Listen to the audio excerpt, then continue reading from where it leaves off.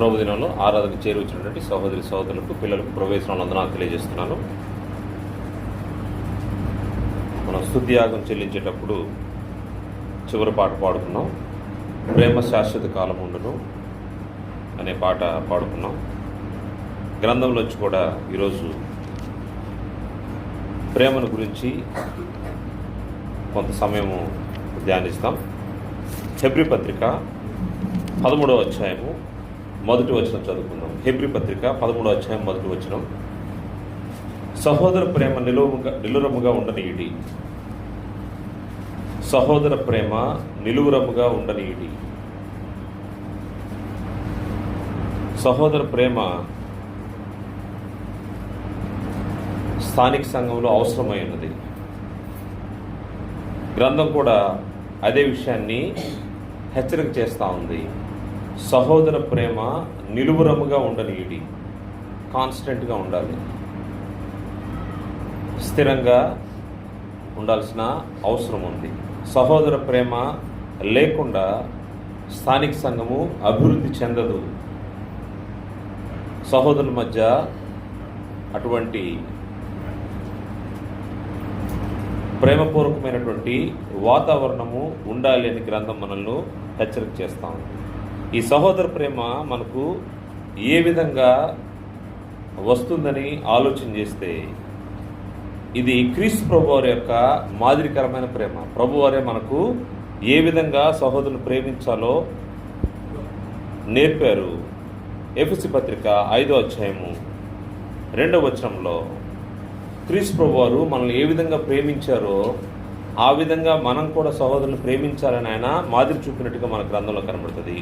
క్రీస్తు మిమ్మల్ని ప్రేమించి పరిమళ వాసనగా ఉండుటకు మన కొరకు తను తాను దేవునికి అర్పణముగాను బలిగాను అప్పగించుకునను.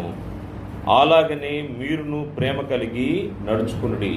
సహోదర ప్రేమ విషయంలో ప్రభువారు తన సహోదరుల్ని మనల్ని ప్రేమించి ఆయన ఏం చేశాడంటే పరిమళ వాసనగా ఉండుటకు మన కొరకు తను తాను దేవునికి అర్పణంగాను బలిగాను అప్పగించుకున్నాడు. ఒక వ్యక్తిని ప్రేమించాలంటే సంపూర్ణంగా మనల్ని మనము బలిగా అర్పణ చేసుకోగలిగేంత స్థాయిలో మనం ప్రేమిస్తున్నామా? క్రీస్తు ప్రభువు అయితే అలా మనల్ని ప్రేమించాడు. మనం కూడా అటువంటి ప్రేమను కలిగి ఉండాలి. సంపూర్ణంగా నాదంతా నీదే అనే భావన, ఆ స్థాయిలో ప్రేమ కలిగి ఉండాల్సిన అవసరం ఉంది. దాన్నే నిలువరముగా ఉండనీయుడి. అదేదో ఒక్కసారి మనకు నచ్చినప్పుడు లేకపోతే మనకు అవసరమైనప్పుడు సహోదరుని ప్రేమించడం కాదు. అవసరమైనప్పుడు ప్రేమించి అవసరం లేనప్పుడు పక్కన ఉంచడం కాదు. దేవుని ప్రేమ కాదు. క్రీస్తు ప్రభు వారు ఆ విధంగా మనకు నేర్పలేదు. ప్రభు నేర్పింది ఎలాగంటే మనం పరిమళ వాసనగా ఉండాలని ఆయన తన్ను తాను దేవునికి అర్పణముగాను బలిగాను అప్పగించుకున్నాడు. ఆ స్థాయిలో మన ప్రేమ ఉండాల్సిన అవసరం ఉంది. అది క్రీస్తు ప్రభు వారు చూపించారు. వాస్తవంగా ఆలోచన చేస్తే ఒకరినొకరు ప్రేమించడము లేకపోతే సహోదరులను ప్రేమించడం అనేది అది దేవుని చేతనే మనము నేర్పించబడ్డామని గ్రంథం మనకు తెలియజేస్తూ ఉంది.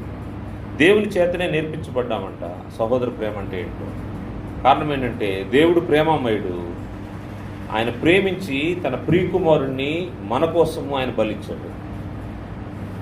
ఆయన చూపినటువంటి ప్రేమ ద్వారా మానవాళి ప్రేమ అంటే ఏంటో, నీ పొరుగు వారిని ఏ విధంగా ప్రేమించాలో అది మానవాళికి తెలియజేయబడ్డది. దేవుని చేతనే ప్రేమించడం అనేది నేర్పించబడ్డామని గ్రంథం తెలియజేస్తూ ఉంది. తెస్సలోనికీయులకు రాసినటువంటి మొదటి పత్రిక 4వ అధ్యాయము 9వ వచనంలో 4వ అధ్యాయం 9వ వచనంలో సహోదర ప్రేమను గురించి మీకు వ్రాయనక్కర్లేదు, మీరు ఒకరినొకరు ప్రేమించుటకు దేవుని చేతనే నేర్పబడితిరి. మీరు ఒకరినొకరు ప్రేమించుటకు దేవుని చేతనే నేర్పబడితిరి. ఈ ప్రేమ దేవుడు మనకిచ్చినటువంటి ఈ యొక్క వనరులు కానివ్వండి, ఈ వస్తువులు కానివ్వండి, ఈ భౌతిక సంబంధమైనటువంటి సృష్టిని కానివ్వండి, దేవుడు ఇచ్చిన దాన్ని బట్టి ఆయన ప్రేమ మనకు కనబడుతూ ఉంటుంది. ఈ సూర్యుడు, ఈ భూమి, ఈ వాతావరణము, ఈ యొక్క ఋతువులు సమస్తము దేవుని ద్వారా భౌతికంగా మనకు ఇవ్వబడ్డాయి. దానిలో ఆయన ప్రేమ కనబడుతుంది. మనం ఈరోజు నీటిని కొనుక్కొని తాగుతూ ఉంటే దాని భారం ఏందో మనకు తెలుస్తూ ఉంది. దాని ఖర్చు ఎంతో మనకు అర్థమవుతా ఉంది.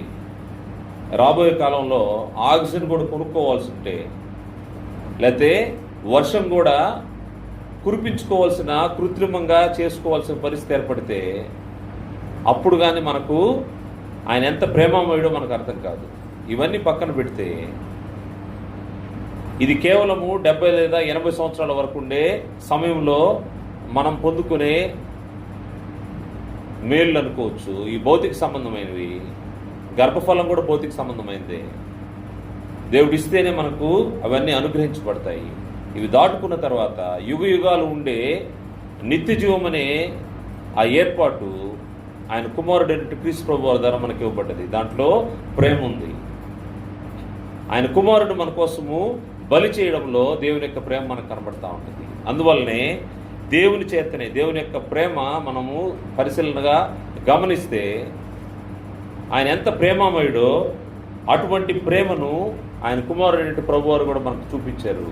అదేవిధంగా సహోదరుల్ని ప్రేమించడం అనేది, సహోదర ప్రేమను గురించి మీకు వ్రాయనక్కర్లేదు. మీరు ఒకరినొకరు ప్రేమించుటకు దేవుని చేతనే నేర్పబడితిరి.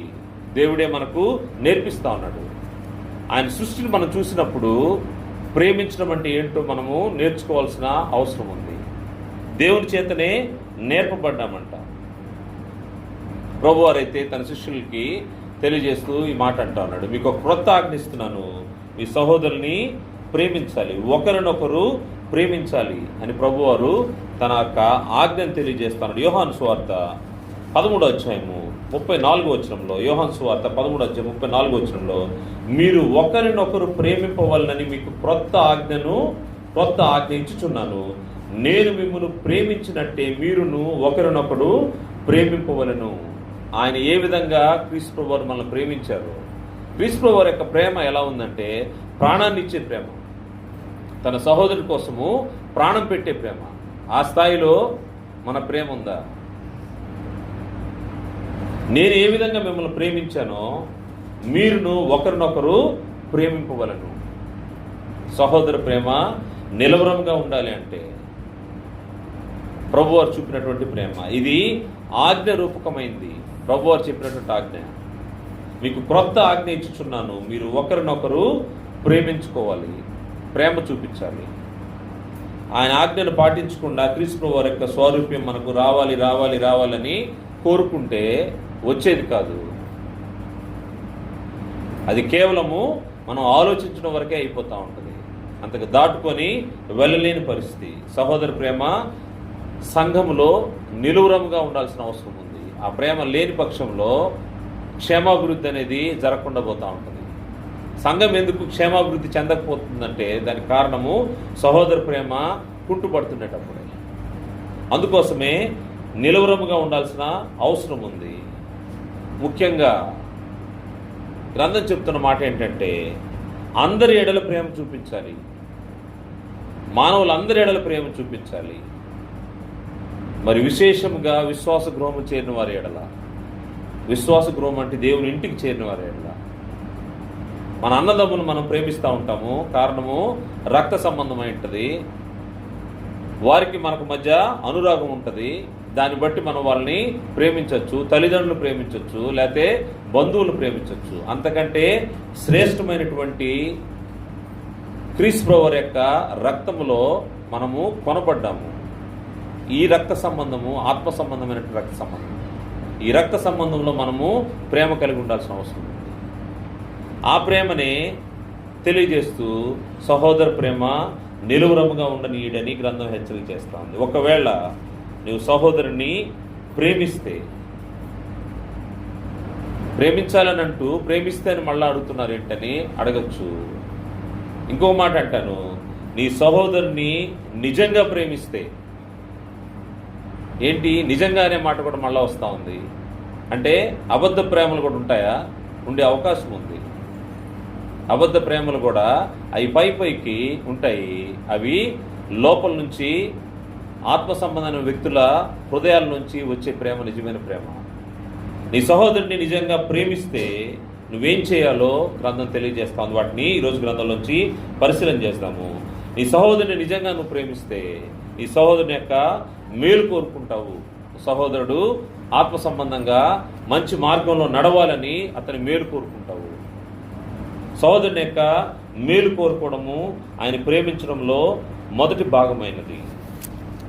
అందుకోసమే పౌలు గారు తెలియజేస్తూ కొరింథీయులకు రాసినటువంటి మొదటి పత్రిక 10వ అధ్యాయము 31వ వచనం నుంచి తెలియజేస్తూ ఆయనకు ఒక సమస్య వచ్చింది. ఆ సమస్యను బట్టి ఆయన మాట్లాడుతున్నాడు. కాబట్టి మీరు భోజనం చేసినను పానం చేసినను మీరేమి చేసినను సమస్తమును దేవుని మహిమ కొరకు చేయుడి. ఇక్కడ భోజనం నిమిత్తమై అభ్యంతరాలు కలిగినప్పుడు దాని గురించి ఈయన వివరణ ఇస్తూ ఆయన ఏది క్షేమమో నీ సహోదరుని విషయంలో నువ్వు ఏ విధంగా నీ సహోదరుని యొక్క మేలు కోరుకోవాలో ఆలోచన చేస్తూ ఆయన చెప్తా ఉన్నాడు. కాబట్టి మీరు భోజనం చేసినను పానం చేసినను మీరేమి చేసినను సమస్తం దేవుని మహిమ కొరకు చేయుడి. యూదులకైనను గ్రీసు దేశస్తులకైనను దేవుని సంఘములకైనను అభ్యంతరం కలుగజేయకుడి. దేవుని సంఘానికి అభ్యంతరం కలుగజేయకుడి. కారణం ఏంటంటే ఈలాగు నేను కూడా స్వప్రయోజనమును కోరక అనేకులు రక్షింపబడవలని వారి ప్రయోజనం కోరుచు అన్ని విషయములో అందరినీ సంతోషపెట్టుచున్నాను. దాని నిమిత్తము అభ్యంతర కారణమైనటువంటి విషయాలు తిండి విషయము అక్కడ వచ్చింది. 27వ వచనం చూస్తే వారు భోంచేసే ఆహార విషయంలో మరి ముఖ్యంగా విగ్రహాలకు అర్పించిన దాన్ని తినే విషయంలో అక్కడ సమస్య వచ్చినప్పుడు నీ సహోదరుని మేలు నిమిత్తము నీ సహోదరుడికి అభ్యంతరకరంగా ఉండవద్దు. స్వప్రయోజనాన్ని కోరుకొనక అనేకులు రక్షింపబడవలని వారి ప్రయోజనం కోరుచు. నీ సోదరుని యొక్క మేలు చూసేటప్పుడు ఆత్మ సంబంధంగా అతను బలహీనంగా ఉండేటప్పుడు నువ్వు బలవంతుడివైతే నీ బలాన్ని అక్కడ ప్రదర్శించబోకు. దీనత్వాన్ని చూపించి అక్కడ ఏం చేయాలంటే అతని మేలు కోరుకొని అతన్ని జాగ్రత్తగా మార్గంలోకి తీసుకురావాలి. నువ్వు బలవంతుడివే, బలహీనైనటువంటి వ్యక్తి విషయంలో అతని బలహీనతను బట్టి నీవు తగ్గాల్సిన అవసరం ఉంది. ఆ విషయమే అక్కడ తెలియజేస్తూ చెప్తున్న దాన్ని బట్టి అవిశ్వాసుల్లో ఒకడు మిమ్మల్ని విందుకు పిలిచినప్పుడు వెళ్ళటకు మీకు మనస్సుడిల్లా మీకు వడ్డించింది ఏదో దాని గురించి మనస్సాక్షి నిమిత్తము ఏ విచారణ చేయకు తిరిగి. బయటకు వెళ్తాము, మనకు తెలీదు అది విగ్రహాలకు అర్పించిందా కాదని మనకు తెలీదు. మనము ఎటువంటి విచారణ చేయక తినేయచ్చు. అయితే ఎవడైనా మీతో ఇది బలి అర్పింపబడింది చెప్పిన ఎడల అట్లు తెలిసిన వారి నిమిత్తము మనస్సాక్షి నిమిత్తము తినకుడి. అతడు బలహీనుడైపోతాడు. నువ్వు నిజంగా అతను మేలు కోరేవాడు అయితే దీన్ని మనం ఆలోచన చేస్తే ఒక బలహీనమైన సమస్య ఉంది. ఆ సమస్యని బలహీనుడితో చర్చిస్తే ఏమవుతుందంటే ఆ వ్యక్తి బలహీనపడిపోతూ ఉంటాడు. అలా చేయకూడదు. అలా చేయకుండా అతని నిమిత్తము అతన్ని బలపరిచే విధంగా ఆలోచన చేయాల్సింది తప్పితే బలహీనమైన వారి గురించి అతని మేలు కోరి అతనికి మేలుకరమైన దాన్ని మనము ఆలోచన చేయాల్సిన అవసరం ఉంది. అతని నిమిత్తము దాన్ని తినవద్దు. అతని మనస్సాక్షి నిమిత్తము అతని మనస్సాక్షి బలహీనపడతా ఉంటుంది. అందుకోసము దాన్ని తినకుండా ఉండాలి. ఇతరులు మేలు కోరేవాడు, ఆత్మ సంబంధమైన మేలు కోరేవాడు, సహోదరుని ప్రేమించే వ్యక్తి ఇతను మేలు కోరుకుంటే స్వప్రయోజనం కాకుండా ఇతరుల ప్రయోజనాన్ని ఆలోచన చేస్తాడు.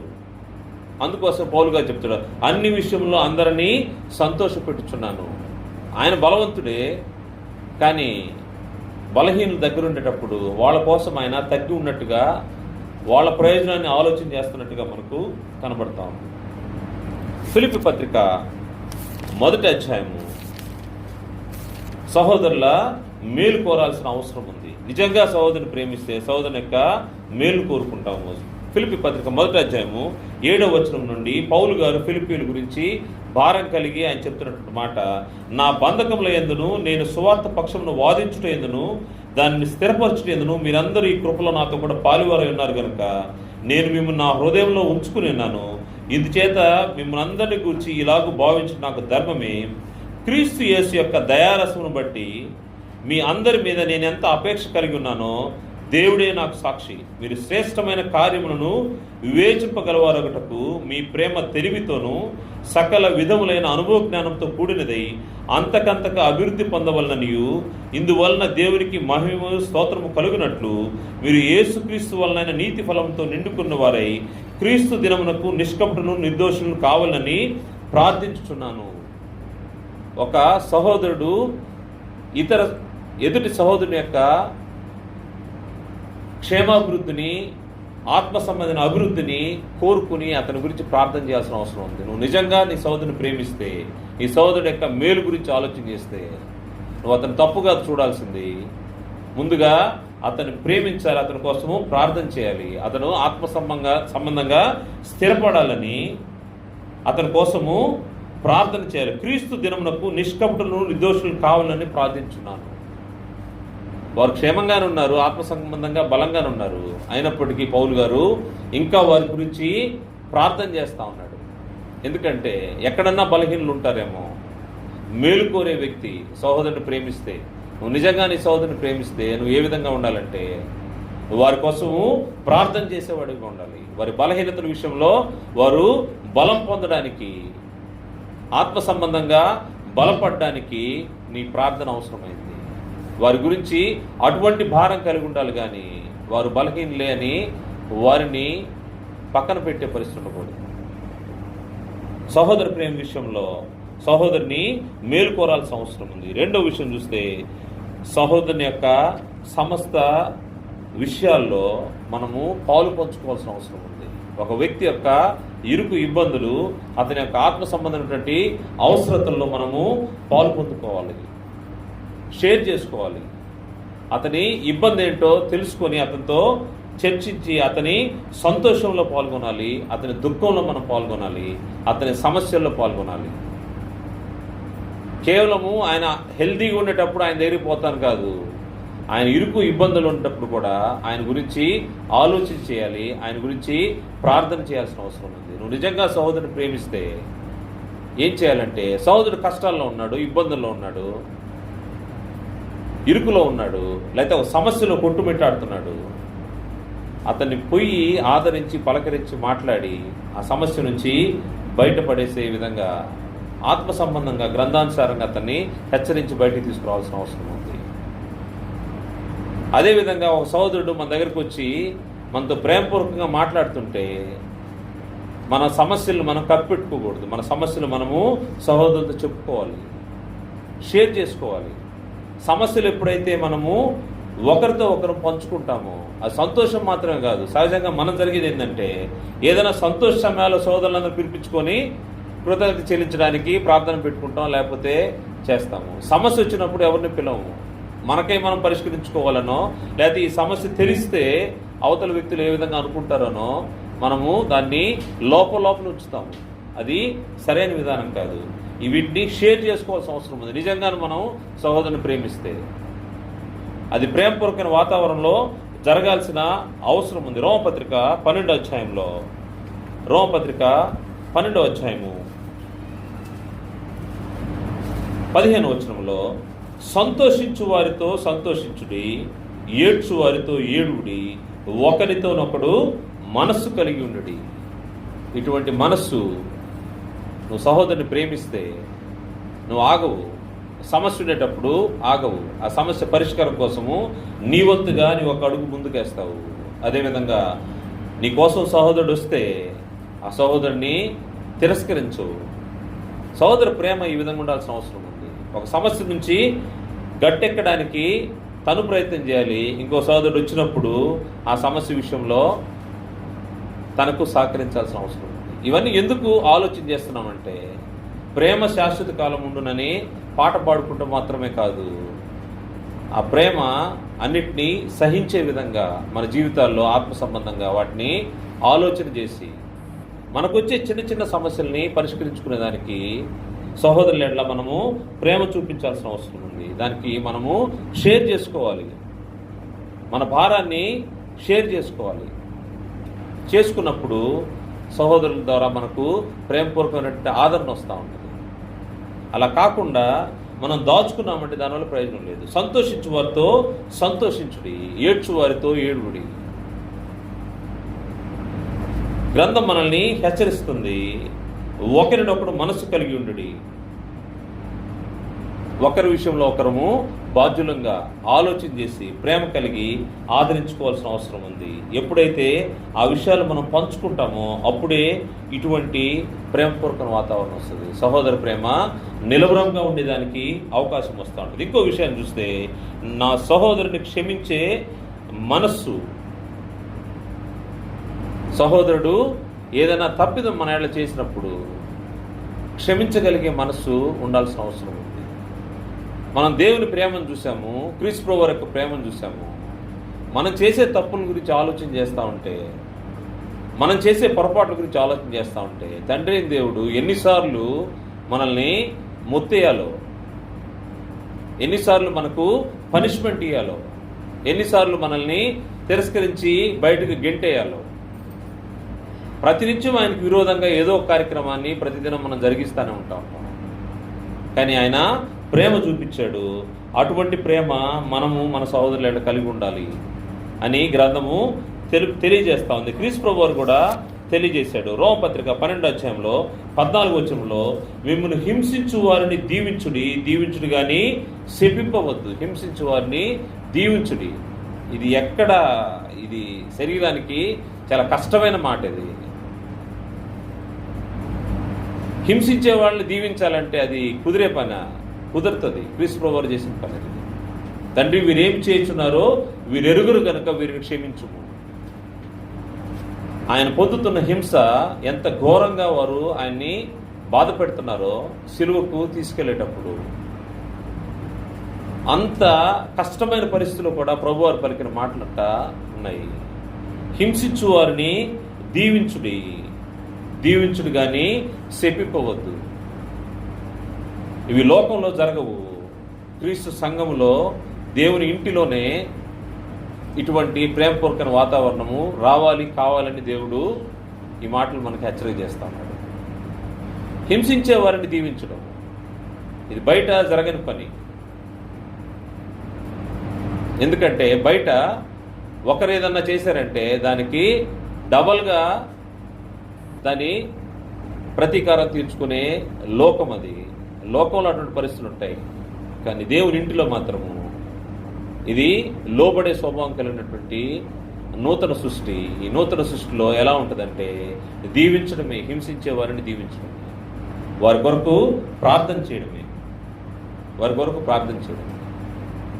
ఇది వ్యక్తిగత జీవితాల్లో అలవర్చుకోవాల్సిన అవసరమైనది. ఒక వ్యక్తి ద్వారా మనకు హింస వస్తుంది, లేకపోతే ఒక పరిస్థితి ద్వారా మనకు హింస వస్తుంది, ఇబ్బంది కలుగుతూ ఉంది, మోకరించి ప్రార్థన చేయడం, అంతకుమించి వేరే సొల్యూషన్ లేదు. అంతేగాని వారి మీదకి మనము వెళ్లాల్సిన అవసరం లేదు. దీవించుడు కానీ శపింపవద్దని గ్రంథం హెచ్చరిక చేస్తూ ఉంది. కారణం ఏంటంటే ప్రభువారు నేర్పినటువంటి మాటలు మనం చూస్తే మత్తయి సువార్త 6వ అధ్యాయంలో ప్రభువారు తెలిపిన మాటలని ఒకసారి గుర్తు చేసుకుందాము. హింసించే వారి పట్ల ఎటువంటి మనసు కలిగి ఉండాలో ప్రభువారు తెలియజేస్తా ఉన్నాడు. 6వ అధ్యాయము 14-15 వచనాల్లో, మనుషుల అపరాధములు మీరు క్షమించిన ఎడల మీ పరలోకపు తండ్రి మీ అపరాధములను క్షమించును. మనుషులు అంటే హింసించేవారని మనం ఇప్పుడు ఆలోచన చేశాము. మనల్ని ఎవరైనా హింసిస్తుంటే వారి యొక్క అపరాధములను మనం క్షమించిన ఎడల మీ పరలోకపు తండ్రి మీ అపరాధములను క్షమించును. మీరు మనుషుల అపరాధములను క్షమింపకపోయిన ఎడల మీ తండ్రి మీ అపరాధములను క్షమింపడు. దేవుడు అపరాధాలను క్షమించకపోతే మనం ఏమైపోతాము? నిత్య నరకానికి వెళ్ళిపోతాము. అందువల్ల సహోదర ప్రేమలో ఇన్ని లెక్కలు దేవుడు ఏర్పాటు చేసి పెట్టుకున్నాడు. నువ్విక్కడ నీ సహోదరుని అపరాధాలు క్షమించకపోతే నేను నిన్ను అక్కడ క్షమించను. అందువల్ల అది ఇంటర్లింక్గా ఉంది. సహోదరుని యొక్క అపరాధాలు క్షమించాల్సిన అవసరం ఉంది. క్షమించకపోతే దేవుని ద్వారా మనము క్షమించబడము అని గ్రంథం హెచ్చరిక చేస్తాం. అందువల్ల క్షమించే మనస్సు కలిగి ఉండాల్సిన అవసరం ఉంది. కొలస్సీ పత్రిక 3వ అధ్యాయం 13వ వచనంలో కూడా, కొలస్సీ పత్రిక 3వ అధ్యాయము 13వ వచనంలో, మరియు అపరాధముల వలన శరీరమందు సున్నతి పొందక ఉండటం వలన మీరు మృతులయ్యుండగా దేవుడు వ్రాతరూపకమైన ఆజ్ఞ వల్ల మన మీద రుణముగాను మనకు విరోధముగాను ఉన్న పత్రమును మేకులతో సిలువ కొట్టి దాని మీద చేవ్రాతను తుడిచివేసి మనకు అడ్డము లేకుండా దాన్ని క్షమించాలి. 3వ అధ్యాయం 13వ వచనం. ఎవడైనా తనకు హాని చేసిన ఒకడు అనుకునేడలా ఒకరినొకడు సహించుచు ఒకరినొకడు క్షమించుడి, ప్రభు మిమ్మల్ని క్షమించలాగిన మీరును క్షమించుడి. క్షమించే విషయంలో ఒకవేళ ఒక వ్యక్తి మనకు హాని చేశాడని మన హృదయంలో మనం అనుకుంటే, ఎవడైనా తనకు హాని చేసిన ఒకడు అనుకునేలా ఒకరినొకడు సహించుచు ఒకరినొకడు క్షమించుడి. క్షమించే విషయాన్ని గ్రంథం మనకు స్పష్టంగా తెలియజేస్తూ ఉంది. దానికి రిలేటెడ్గా ఉన్న విషయం చెప్తూ, ప్రభు మిమ్మల్ని క్షమించలాగా మీరు క్షమించుడి. క్రీస్తు ప్రభువారు మన పాపాలన్నీ క్షమించి ఆయన తన రక్తాన్ని ఇచ్చి తన శిలువలో ప్రాణాన్ని పెట్టాడు. ఆయన మన యొక్క అపరాధాలు క్షమించినప్పుడు మనం మన సహోదరుని యొక్క అపరాధాలు తప్పులను క్షమించలేకపోతే కష్టం. క్షమించాల్సిన అవసరం ఉంది. క్షమించే మనసు కలిగి ఉండాల్సిన అవసరం ఉంది. ఈ క్షమించడం క్షమించడం క్షమించడం ఇది ఎంతకాలం చేయాలి బ్రదర్? ఇటువంటి ప్రశ్నే క్రీస్తు ప్రభువు యొక్క శిష్యుల్లో ఒక వ్యక్తికి వచ్చింది. దానికి ప్రభు వారి యొక్క రెస్పాన్స్ ఎలా ఉందో చూద్దాం. మత్తయి సువార్త 18వ అధ్యాయంలో పేతురు గారు అడుగుతా ఉన్నారు. 21వ వచనం, 18వ అధ్యాయం 21వ వచనం. ఆ సమయంలో పేతురు ఆయనకు వచ్చి, ప్రభువా, నా సహోదరుని ఆయన తప్పిదము చేసినట్లా నేను ఎన్ని మార్లు అతనికి క్షమింపవలను? 7 మార్లు మట్టుగా అని అడిగిన. అందుకు యేసు అతనితో ఇట్లనను, 7 మార్లు మట్టుకే కాదు 70 ఏళ్ల మారుల మట్టుకని నీతో చెప్పుచున్నాను. 70 ఏళ్ల మారుల మట్టుకు అంటే ఒక జీవిత కాలం. అతను తప్పు జరిగించి లేకపోతే నీ ఎడల తప్పు చేసి క్షమాపణ కోరినప్పుడు క్షమించాల్సిన అవసరం ఉంది. కారణం ఏంటంటే అది ప్రభువారు నేర్పింది. క్షమించమని అడిగినప్పుడు క్షమించాల్సిన అవసరం ఉంది. ఎందుకంటే అతను క్షమాపణ దేవుని దగ్గర కోరుకున్నప్పుడు, దేవుని సమక్షంలో నేను క్షమించమని అడిగినప్పుడు దేవుడే క్షమించాడు తన యొక్క తప్పుని. నీవు కూడా క్షమించాలి. ఒకవేళ నువ్వు దాన్ని కానీ క్షమించకపోతే పరలోకమున మీ తండ్రి కూడా మీ అపరాధమును క్షమింపుడని స్పష్టంగా తెలియజేసినాడు. అందువల్ల 7 మార్లు మట్టుకు అంటే కాదు 70 ఏళ్ల మార్లు మట్టుకు, 70 ఏళ్ల మార్లు మట్టుకు. 4వ విషయాన్ని పరిశీలన చేద్దాము. ప్రేమించే విషయంలో నీ సహోదరుని పట్ల దయ కలిగి ఉండాల్సిన అవసరం ఉంది. సహోదరుని పట్ల దయ కలిగి ఉండాలి. సహోదరుని ప్రేమించాలంటే దయాగుణం లేకుండా ఎవరిని కూడా మనం ప్రేమించలేము. ఒక వ్యక్తిని ప్రేమించాలంటే దయాగుణం ఉండాల్సిన అవసరం ఉంది. అందుకోసం గ్రంథం తెలియజేస్తూ ఉంది, ప్రభువారు ఏ విధంగా తన యొక్క ప్రేమను చూపించారో అటువంటి ప్రేమ మనం కలిగి ఉండాలి. ఎఫెసీ పత్రిక 4వ అధ్యాయము 32వ వచనంలో, ఒకని ఎడల ఒకడు దయ కలిగి కరుణాహృదయులై క్రీస్తునందు దేవుడు మిమ్మల్ని క్షమించిన ప్రకారము. దేవుని యొక్క ప్రేమ ఏ విధంగా మన మానవాళి పట్ల చూపించాడంటే క్రీస్తు ద్వారా మానవాళి యొక్క పాపాలను క్షమించాడు. క్రీస్తునందు దేవుడు మిమ్మును క్షమించిన ప్రకారము మీరును ఒకరినొకరు క్షమించుడి. క్షమించడము ప్రేమను కనపరుస్తూ ఉంటుంది. దయ, కరుణ మనము మన సహోదరుల పట్ల చూపించాల్సిన అవసరం ఉంది. అలా లేకపోతే ఏం జరుగుతూ ఉంటుందంటే మనము దేవుని ప్రేమ ఎందు నిలిచిన వారం కాదు, మనం నిజంగా మన సహోదరుని ప్రేమించట్లేదని అర్థం. నేను అందుకే చెప్పాను మొదట్లోనే, నిజంగా నీ సహోదరుని నువ్వు ప్రేమిస్తే నువ్వు దయ కలిగి నడుచుకుంటావు. కారణం ఏంటంటే దేవుడు క్రీస్తు ప్రభువు ద్వారా మన అపరాధములన్నింటినీ, మన పాపములన్నింటినీ ఆయన క్షమించాడు. మనం కూడా ఆ దయను, కనికరాన్ని చూపించాల్సిన అవసరం ఉంది. అదే కాక గ్రంథం ఇంకో మాట తెలియజేస్తూ ఉంది, ఒకని యందు ఒకడు అనురాగం గలవారై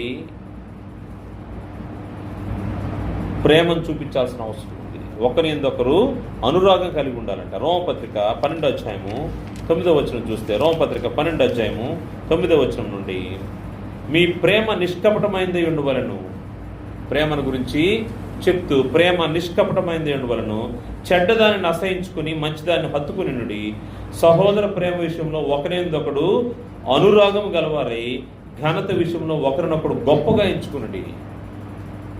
నాకంటే నా సహోదరుడు గొప్ప అని చెప్పగలిగే ప్రేమ సహోదరుల మధ్య ఉండాల్సిన అవసరం ఉంది. ఒకరి యందు ఒకడు అనురాగం గలవారై. ఈ అనురాగము ఎక్కడ వస్తుందంటే రక్త సంబంధంలో అనురాగాలు మనకు కనబడతా ఉంటాయి, ప్రేమానురాగాలు. దేవుని యొక్క ఇంటిలో క్రీస్తు ప్రభువారి యొక్క రక్తము ద్వారా మనం కొనబడ్డాము. ఇటువంటి ప్రేమానురాగాలు కలిసి ఉండాల్సినటువంటి సహోదర ప్రేమ ఇది.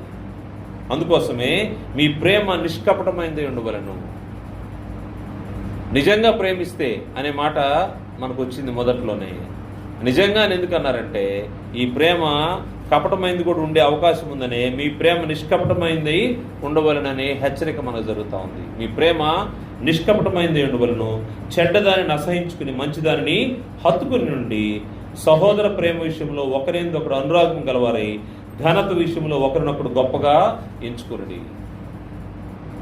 సహోదర ప్రేమ దయను చూపిస్తుంది, అనురాగాన్ని చూపిస్తుంది. ఎందుకు ఒక సహోదరుని పట్ల నేను అంత ప్రేమ చూపించాలి అని ఒకవేళ అనుకోవచ్చు. ఈ ప్రేమ చూపించడానికి కారణము ఒకటి ఉంది. నువ్వు ఎలా పిలువబడ్డావో నువ్వు ఎరిగితే నువ్వు తప్పకుండా నీ సహోదరుని ప్రేమిస్తావు. దేనికోసం పిలువబడ్డావో ఎరిగితే నీ సహోదరుని ప్రేమిస్తావు.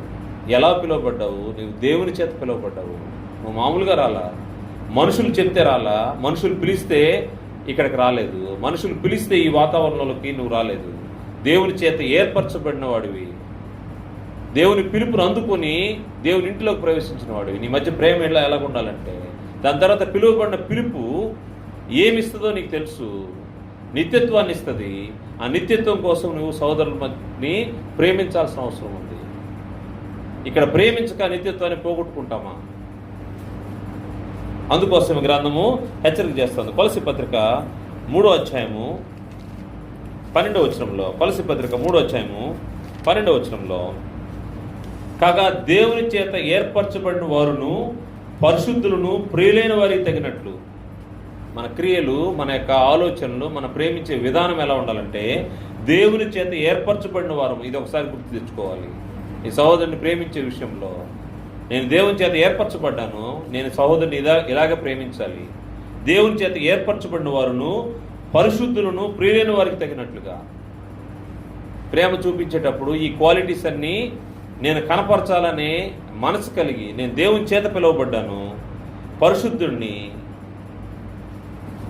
నా ప్రియులైన వారికి తగినట్లుగా మీరు జాలిగల మనస్సును, దయాళత్వమును, వినయమును, సాత్వికమును, దీర్ఘశాంతమును ధరించుకుని. ఎన్ని విషయాలు చెప్పబడ్డాయో. ఒక వ్యక్తిని ప్రేమించడానికి ఈ క్వాలిటీస్ అన్నీ మనకు కలిగి ఉండాల్సిన అవసరం ఉంది. దయను గురించి ఆలోచన చేస్తూ ఉన్నాం. జాలిగల మనస్సు, దయాళత్వము, వినయము, సాత్వికము, దీర్ఘశాంతము, ఈ క్వాలిటీస్ మనకు ఉంటేనే మనము ప్రేమించగలము. ఈ ప్రేమను చూపిస్తేనే మనము నిత్యత్వాన్ని పొందుకోగలము. క్రీస్తు ప్రభువారి యొక్క రక్తం మన కోసం చిందించబడింది ఊరక ఉండడానికి కాదు, లేకపోతే మార్చుకున్నాను, దేవుని ఇంట్లోకి వచ్చాను, నా పని నేను చేసుకుంటున్నాను కాదు. సహోదరుల మధ్య ప్రేమ, దయ కలిగి ఉండాల్సిన అవసరం ఉంది. మరొక విషయము, నువ్వు సహోదరుని నిజంగా ప్రేమిస్తే నీ సహోదరుని గురించి చెడుగా మాట్లాడకు.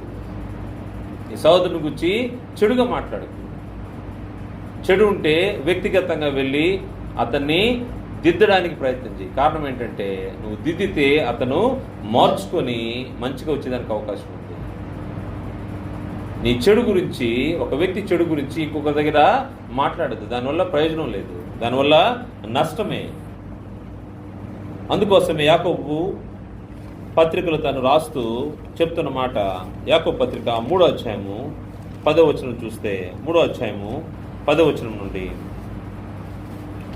యాకోబు పత్రిక 3వ అధ్యాయము 10వ వచనం నుండి, ఒక్క నోట నుండి ఆశీర్వచనమును శాపవచనమును బయలువెలును. నా సోదరులారా ఇలాగుండకూడదు. ఒకే నోటి నుంచి 2 రకాల మాటలు రాకూడదు. ఒక్క నోట నుండి ఆశీర్వచనము శాపవచనం బయలువెలును. నా సహోదరులారా ఉండకూడదు అంటే ఉండకూడదు. దానికి మనము కట్టుబడి ఉండాల్సిన అవసరం ఉంది.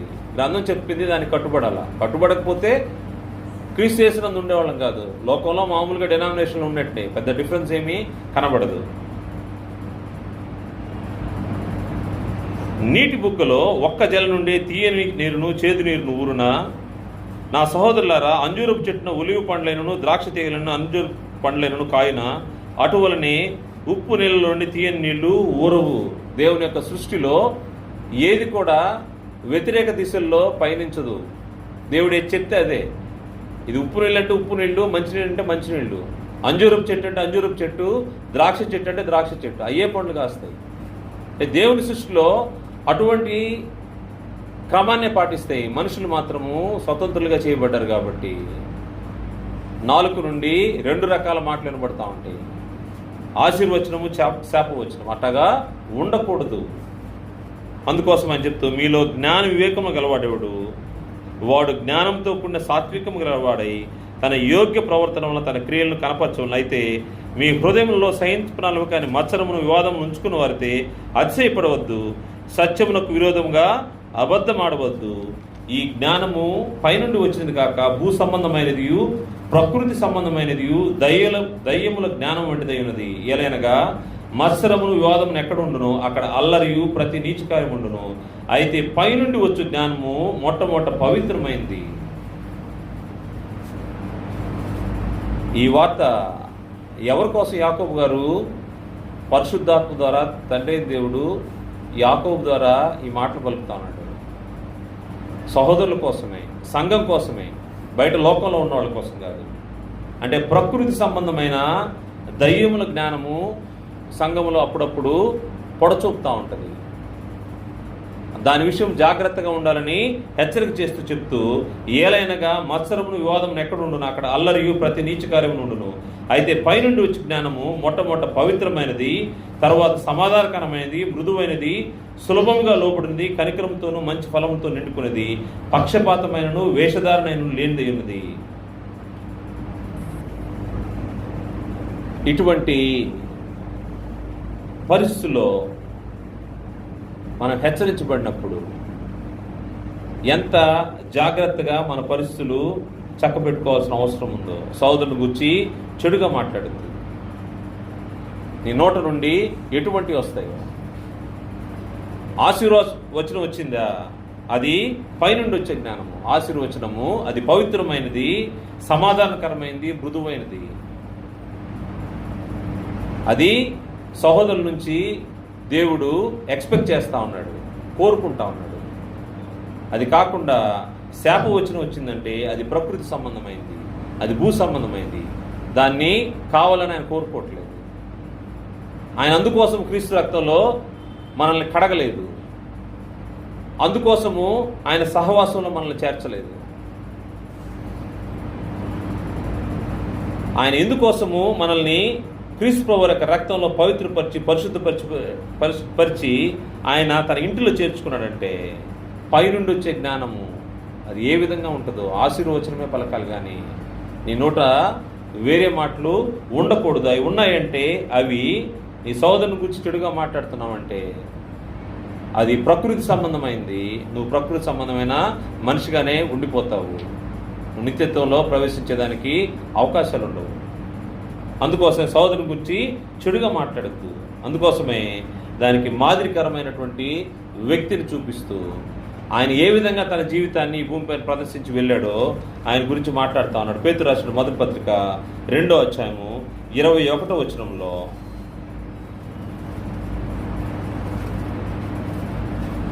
22వ వచనంలో ఆయన పాపము చేయలేదు, ఆయన నోటను ఏ కపటమును కనబడలేదు.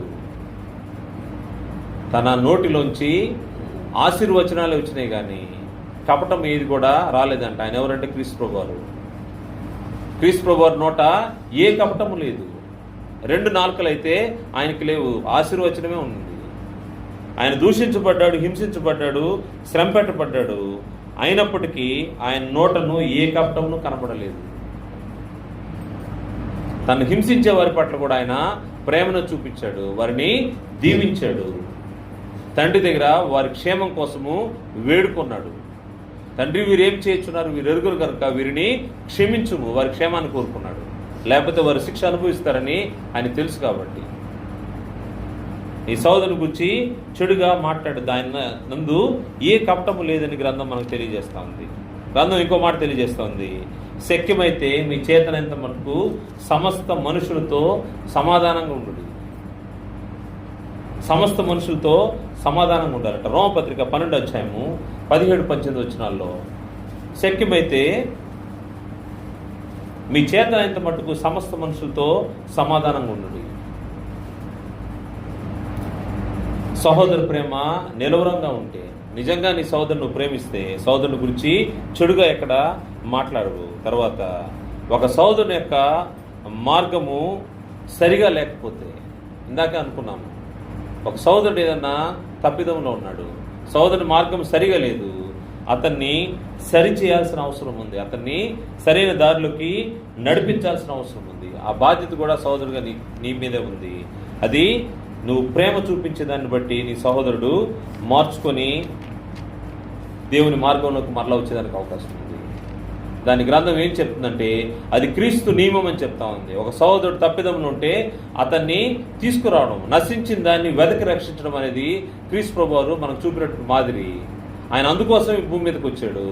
మనం కూడా ఆయన స్వరూపంలోకి మలచపడాలనుకునే కోరిక కలిగిన మనము ఆయన చేసిన క్రియలు మనం చేయాల్సిన అవసరం ఉంది. ఆయన ఏం చేశాడంటే నశించిన దాన్ని వెదకి రక్షించాడు. మనకు తెలుసు ఒక సోదరుడు తప్పిదములు ఉన్నాడు, అతను నశించిపోతా ఉన్నాడు.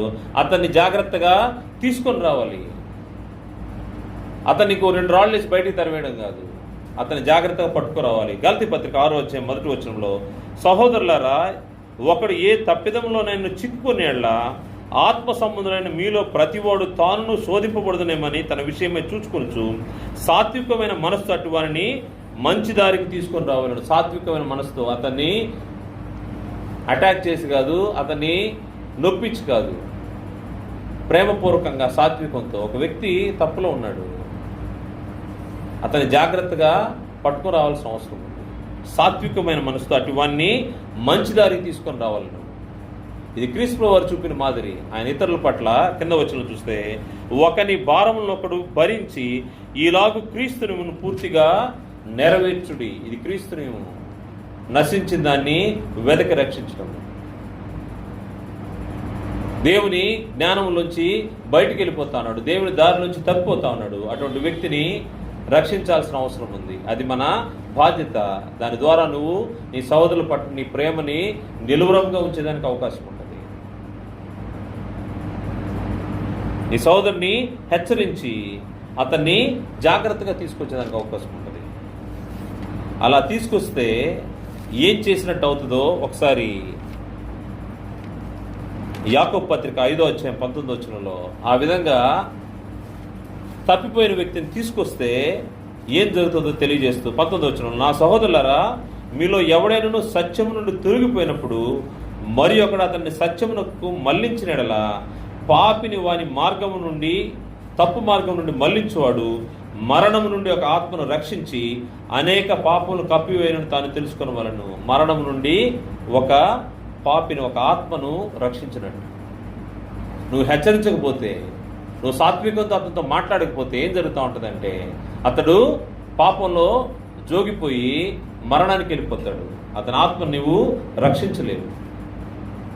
ఎప్పుడైతే ప్రేమపూర్వకంగా హెచ్చరించి అతని తప్పుని తెలుసుకొని అతని సరైన మార్గంలోకి నడిపించడం అనేది సహోదర ప్రేమ. ఈ ప్రేమ నిలువరంగా ఉండాల్సిన అవసరం ఉంది. ఏదో కొద్ది మందికో, లేకపోతే వీళ్ళంటే నాకు తెలిసిన వాళ్ళు కాబట్టి వీళ్ళ వరకు నేను సరి చేస్తాను, లేకపోతే వీళ్ళు నా మాట వింటారు కాబట్టి వీళ్ళ వరకు నేను చేస్తాను కాదు. నీ సహోదరులు ప్రతి ఒక్కరి విషయంలో నీవు ఇటువంటి మనసు కలిగి ఉండాలి. ఒకవేళ వాళ్ళు నీ మాట వినకుండా తిరస్కరించే మనుషులైతే కూడా వారి ఎడల నువ్వు ప్రార్థన చేయాల్సిన అవసరం ఉంది. ఒకవేళ వారు మన మాట వినలేదు అయినప్పటికీ వారు సరైన మార్గంలోకి రావాలని ప్రార్థన చేయాల్సిన అవసరం ఉంది. సహోదరుని మార్గము మార్చాల్సిన అవసరం ఉంది. తప్పులు ఉండేవారిని సరిదిద్దాల్సి. దానివల్ల ఏమవుతుందంటే ఒక ఆత్మను మరణం నుండి రక్షించిన వాళ్ళం అవుతాము. ఈ లెక్కే రేపు దేవుని ఎదుట నీకు ఘనత మహిమ తీసుకొస్తుంది. ఎన్ని ఆత్మలు నీవు రక్షించగలిగావో, దేవుని ఎదుట తీసుకురాగలిగావో దాన్ని బట్టే దేవుడు నీకు బహుమానాన్ని ఇవ్వబోతా ఉన్నాడు.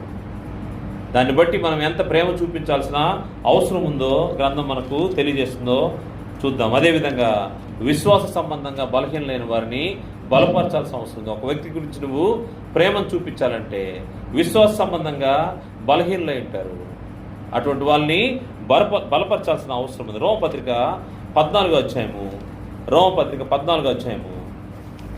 మొదటి వచనంలో, రోమపత్రిక 14వ అధ్యాయము మొదటి వచనము,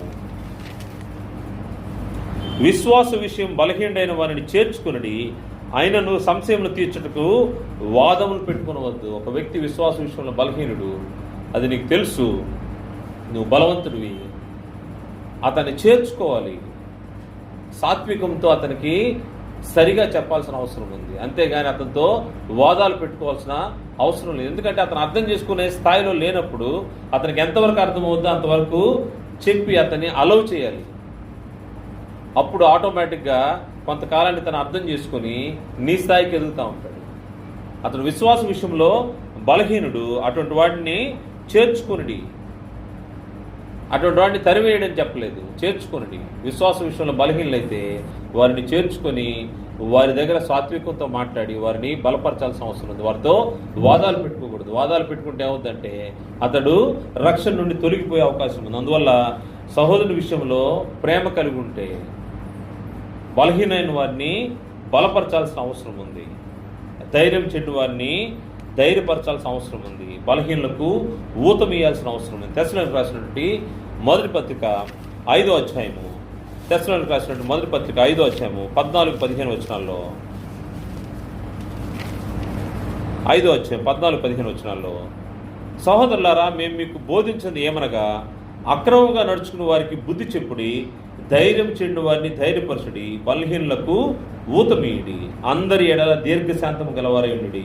అందరి ఎడల దీర్ఘశాంతము, ఇదే అవసరమైంది. ప్రేమకు ముందుగా దీర్ఘశాంతం అవసరం. ఎవరైతే ఓర్పు కలిగి శాంతం కలిగి ఉంటారో వారు ప్రేమను ప్రదర్శించడానికి అవకాశం ఉంటుంది. ఓర్పుకే లేకపోతే నువ్వు ఏం ప్రేమిస్తావు? నీ సహోదరుని ప్రేమించాలనే ఆజ్ఞ మన ముందు నిలబడి ఈ ఆజ్ఞ ద్వారా మనం తీర్పు తీర్చబడతాము అని హెచ్చరించబడేటప్పుడు, నిత్య జీవం పొందుకోవాలంటే, పరలోక రాజ్యం పొందుకోవాలంటే, తండ్రి ద్వారా మనము అలౌ చేయబడాలంటే, అంగీకరించబడాలంటే ఈ ప్రేమ చూపించాలి అని మన ముందు ప్రేమ ఒక ఆజ్ఞగా ఉండేటప్పుడు సహోదరుని ప్రేమించడానికి ముందు ఓర్పు అవసరం, ఓపిక అవసరం, దీర్ఘశాంతం అవసరం. దీర్ఘశాంతము కలిగి ఉన్నప్పుడే మనము బలహీనలను బలపరిచేదానికి అవకాశం ఉంటుంది. అలా కాకపోతే మనము బలపరచలేము. ధైర్యం చెందిన వారికి ధైర్యాన్ని ఇవ్వాలి. ఆత్మ సంబంధంగా ఇబ్బంది పడే వారి దగ్గరికి వెళ్ళి మనం వాళ్ళని పరామర్శించాలి, వారిని ప్రేమించాల్సిన అవసరం ఉంది. పరిశుద్ధతలో నిలిచి ఉండాల్సిన అవసరం ఉంది. వారిని ఆ విధంగా హెచ్చరించాలి. నువ్వు నిజంగా నీ సహోదరుని ప్రేమిస్తే సహోదర ప్రేమ నిలువగా ఉండాల్సిన అవసరం ఉంది. సహోదర ప్రేమ గురించి మనం పాట పాడుకుంటే కాదు, ఆ పాటలోని విషయాలు మన జీవితాల్లో అవలంబించాల్సిన అవసరం ఉంది. ఎందుకోసం ఎన్ని చేయాలో మనకు తెలుసు. మనం ఎన్ని మాట్లాడుకున్నా చివరికి అక్కడికి వస్తాం. అక్కడ ఏంటంటే నిత్యత్వాన్ని చేరుకోవాలంటే దేవునితోనూ ఆయన కుమారుడితోనూ యుగయుగాలు ఉండాలంటే ఈ భూమి పైన నీకు ఈ దేహంలో దేవుడిచ్చినటువంటి అవకాశము నీ సహోదరుని ప్రేమించడము. అది దేవుడు చూపించాడు. తన ప్రేమను మన ఎడలు చూపించి తన ప్రియకుమారుణ్ణి మన కోసం బలిచ్చాడు. క్రీస్తు ప్రభువు వారు చూపించారు. మనల్ని ప్రేమించి తను దేవునికి అర్పణగాను బలిగాను మనం పరిమళ వాసన ఉండడానికి ఆయన చూశాడు. ఇప్పుడు మన వంతు మనం మన సహోదరుని ప్రేమించాలి. ప్రేమించే విషయంలో ముఖ్యంగా సహోదరుని మేలు కోరుకోవాలి, సహోదరులతో మన సమస్యలను పంచుకోవాలి, అదేవిధంగా క్షమించే మనసు కలిగి ఉండాలి, దయగల మనసు కలిగి ఉండాలి. సహోదరుని గురించి చెడుగా మాట్లాడకూడదు. సహోదరుడు సరైన మార్గంలో లేకుండా ఉంటే అతని సరైన మార్గంలో తీసుకురావాలి.